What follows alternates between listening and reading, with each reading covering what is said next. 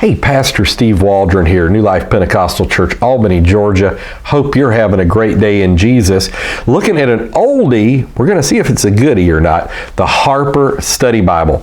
Now, traditionally, whenever you see the term Harper, whether it's Harper Commentary, Harper Bible Dictionary, sometimes that is equated with liberalism. And we're going to see if that's justified or not when we look in here.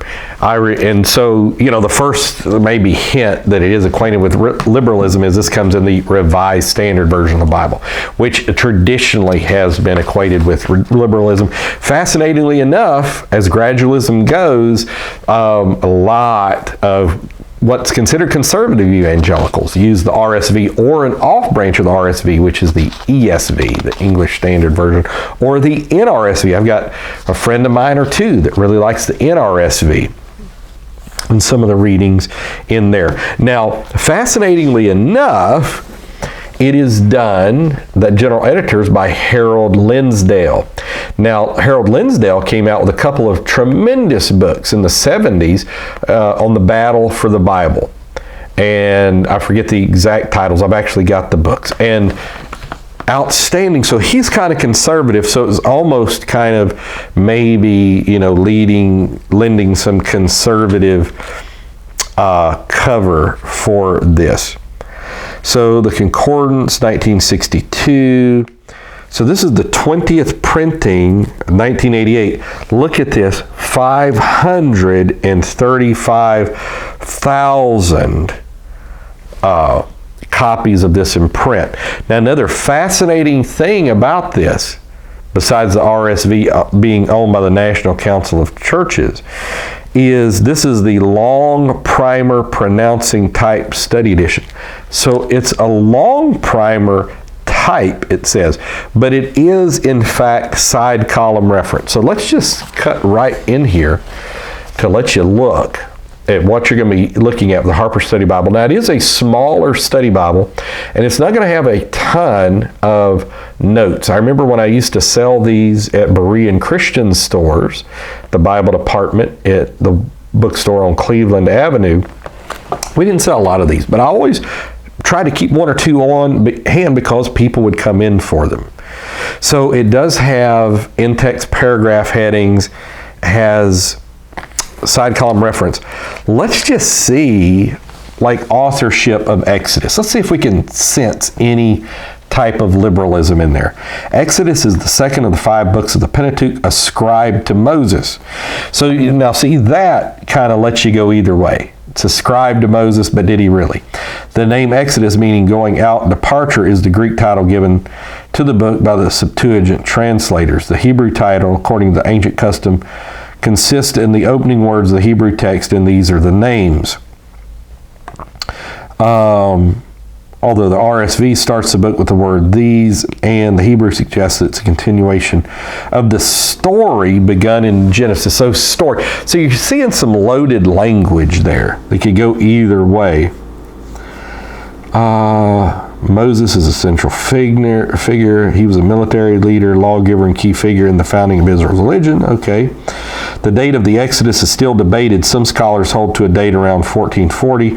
Most in recent years have supported a date around 1290. So it'd be kind of a liberal date there. Let's go to Genesis and see if we can find any hints of liberalism there. Beroshith, according to Moses, was instructed to record certain specific information. Moreover, other Old Testament books refer to the law of Moses, the book of the law. A lot of good stuff here. The account of the death of Moses, Deuteronomy 34, appears to have been added by a later writer. It is also quite possible that in the course of time some changes were made in the text and notes were added for the purpose of clarifying terms and explaining certain expressions and historical situations. Okay. Many scholars the last 2 centuries have objected vigorously to the idea of Mosaic authorship, documentary hypothesis, the JEPD. So then it says, and some say there's not sufficient evidence to categorically undermine the traditional Mosaic authorship. So, I mean, yeah, see, it's kind of liberal. I mean, that's just It's not maybe as liberal as your Oxford Annotateds and all this, but it's liberal. Let's see if it has 2 Isaiahs in here. Let's just see if it has 2 Isaiahs. Okay, Authorship and Background. So this book contains the prophecies of Isaiah, whose name means Yahweh is salvation, son of Amos. Okay, the authorship of the latter half of Isaiah, beginning with chapter 40, has been the subject of much dispute. And questionably, there is distinct break at the end of chapter 39. The difference may be explained in one of 2 ways. The traditional view hold that 40-66 were composed later in Isaiah's life and are predictive prophecy. Others assume that because of the Babylonian setting of this unit is composed by some great unknown prophet. A variant of this view suggests a school of Isaiah in which the prophet's disciples spoke in the name of their teacher after his death. See, liberal.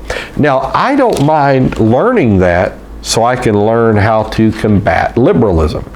And because, especially when you deal with students, deal with people as a pastor, different things such as that, you constantly run across people that read things like that and they read it uncritically and say, what about that? So I personally like to be aware that it's out there. Behold, a young woman shall conceive. So this is one of the big things why the RSV was rejected by most conservative Christians when it came out.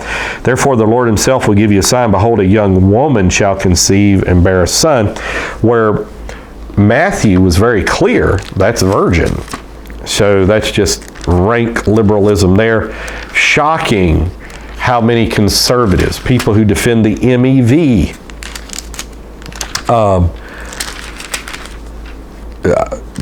defend that. So the New Covenant instead of New Testament, I'm not opposed to that at all. Here's like what the Matthew introduction looks like. So it's going to be liberal, especially for the time that it came out. You know, by 1988, 30 years ago, it already sold 535,000 copies. It was considered very liberal. So, and it's kind of built like the Pilgrim Study Bible, the old Pilgrim Study Bible by Oxford in its, how big it is. I want to just see if it attacks Matthean.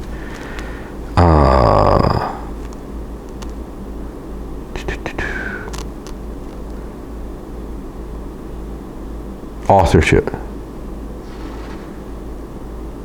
All right. Yeah, the date says it could be 60 to 70, others 80 to 90. It is not red lettered. Let me just see too what it says like on 1 Corinthians 11. 1 Corinthians 11. I bought this used from like Better World Books or something on eBay. Paid just a few dollars for it.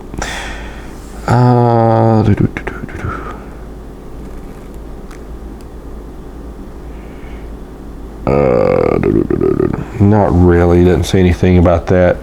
Spiritual gifts, definition of prophecy. God calls men to specific offices. Let's see what it's got in the back. Index to annotations. And then it's going to have a very complete concordance. We'll show you the index to the annotations. Kind of small print. So the Harper Study Bible, for the day it was written in, was considered to be really liberal. Strangely enough, in today's age, this would probably pass for conservative. And Linsdale was conservative. So you can tell he kind of tried to push the conservative view. And this was actually put out by Zondervan, which back in those days, Zondervan would have been considered fairly conservative publisher. Great concordance, by the way. Good print. Just not a RSV guy. This is what Zondervan maps looked like back in the day. Really good. So this is hardback. I'll use it for reference, for study, if I ever write a book on study Bibles or something. But there's usually information I can use in here, even if it's a $5 book, used obviously. So the Harper Study Bible, hope it gives you some information about it. It does look like it's a sewn binding, by the way, which was rare back in those days. Not a glued binding, but decorative headbands. But anyhow, God bless. Talk with you later in Jesus' name.